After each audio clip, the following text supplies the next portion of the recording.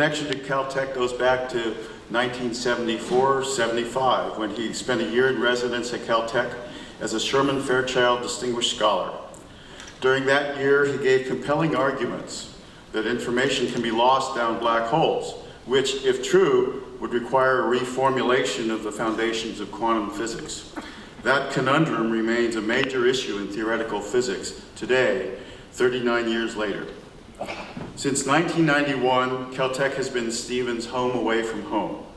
Nearly every year, he spends 2 to 6 weeks in residence at Caltech as our Sherman Fairchild Distinguished Scholar.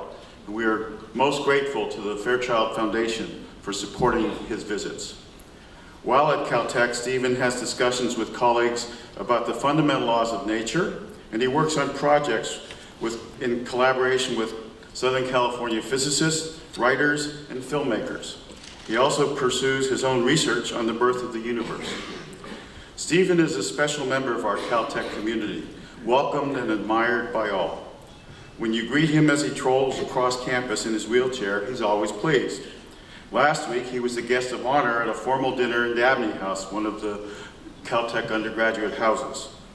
And 2 days later, Tom Mannion's cooking class prepared an Indian feast for Stephen and some of his friends.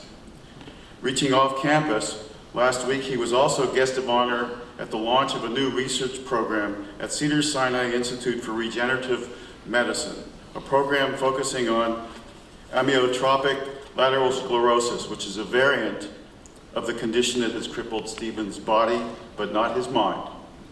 Professor Hawking has received a huge number of awards and honors for his scientific discoveries. A few of them are listed in the program.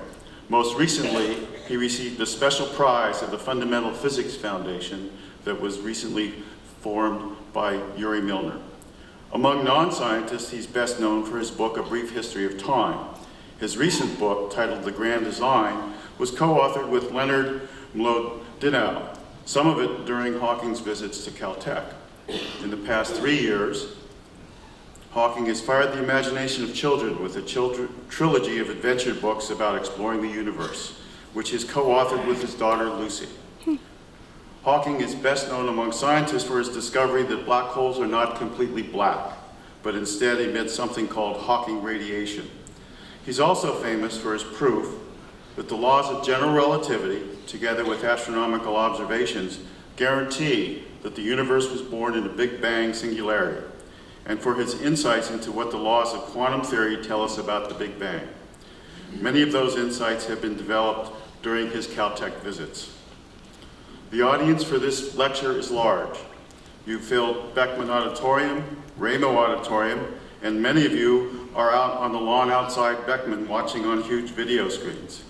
This shows what a profound influence Stephen has on Caltech and on nerds everywhere.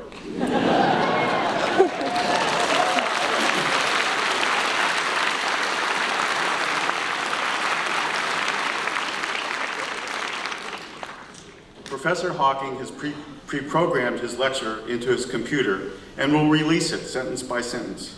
Because of his motor neuron disease, his control of the computer is slow, sometimes very slow.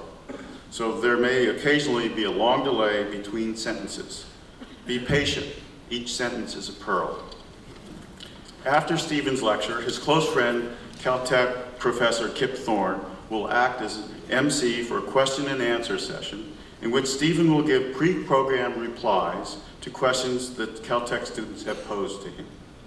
Now I turn you over to Professor Stephen Hawking, who will lecture to us about the origin of the universe.